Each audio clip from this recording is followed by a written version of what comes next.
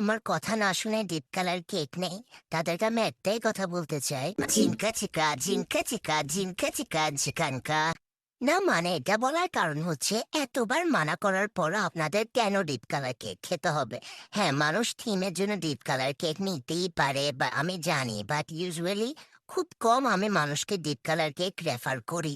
কারণ deep colour কেকের ক্ষেত্রে দেখা যায় সেম রেশিওতে ক্রিম আর কালার ইউজ করতে হয়। যখন আমরা লাইট কালার বানাই 1 ড্রপ বা 2 ড্রপ, হাই 3 ড্রপস কালার দিলে এনাফ, ওটা হয়ে যায়।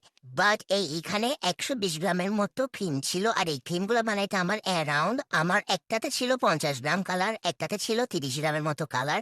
ওভার 80 গ্রামের মতো কালার আমার শেষ হয়ে গেছে শুধু 120 গ্রাম কালার মিক্স করতে গিয়ে। এখানে এত বেশি কালার ইউজ হয়, খাওয়ার পরে হাতে মুখে স্টেন লেগে থাকে, অনেক সময় ক্রিমের টেস্ট চেঞ্জ হয়ে যায়, সুইটনেস কমে যায়, তারপরও মানুষের থেকে এই কালার জিনিস পছন্দ। এখন ডিপ কালারের জন্য আমরা এক্সট্রা টাকাও চার্জ করি। এখন যদি মানুষ নিজের টাকা দিয়ে এটা খেতে চায়, আমাদের আসলে কিছুই করার নেই, আমাদের যতটুকু ইনফরমেশন দেওয়ার আমরা দিয়ে দিই।